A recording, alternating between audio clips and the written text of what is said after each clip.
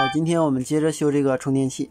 昨天我们把 PFC 电路都复原了， PFC 电路正常工作了。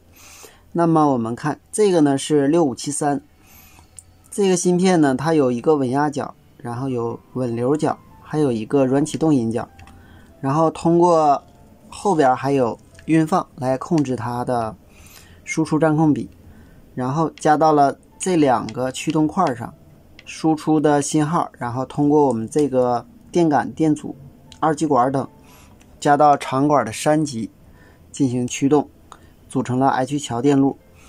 这里边这个光耦是控制它的误差放大的，也就是控制它输出占控比的，是通过我们后边这个运放，然后控制这个引角。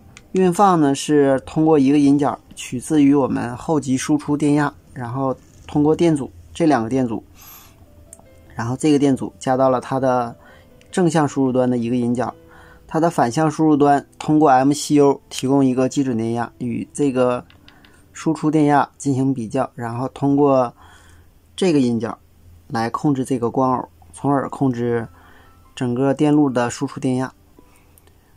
另外上面这个3极管，上面这个3极管呢是控制上面这个供电的，它要供一个5伏的电，那么当它不供电的时候，后边的电路是不工作的，也就是这个引角为低电位，那么我们这个芯片是不输出的。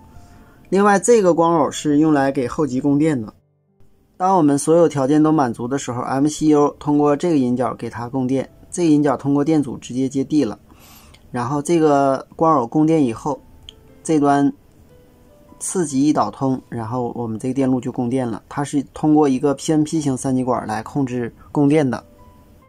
好，下面我们测量一下它的驱动信号。好，我们测一下它的波形。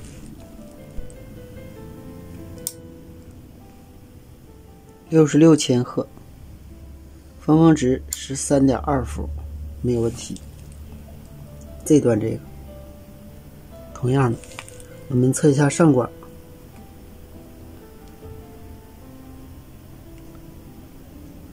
上管平常是没有波形的，在启动瞬间它是有波形的。好，没有问题，我们把4个功率管给它上上。已经上完了3个，我们再测量一下最后一个。山源之间我们看现在是不导通的，我们给3级充电，充完以后我们看已经导通了，正常。我们再给它放电，我们看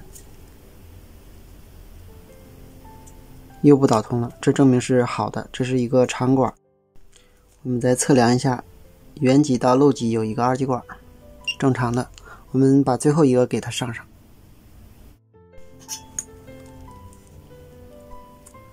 把管角对好，焊锡烫化以后2个管角一起烫，这样的话就能够轻松给它上好。好，高度要一致。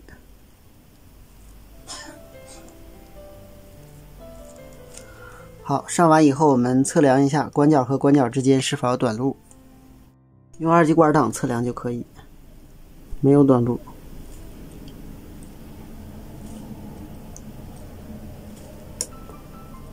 完全正常。当我们的管子晾凉了，我们就可以给它通电试机了。插电测试，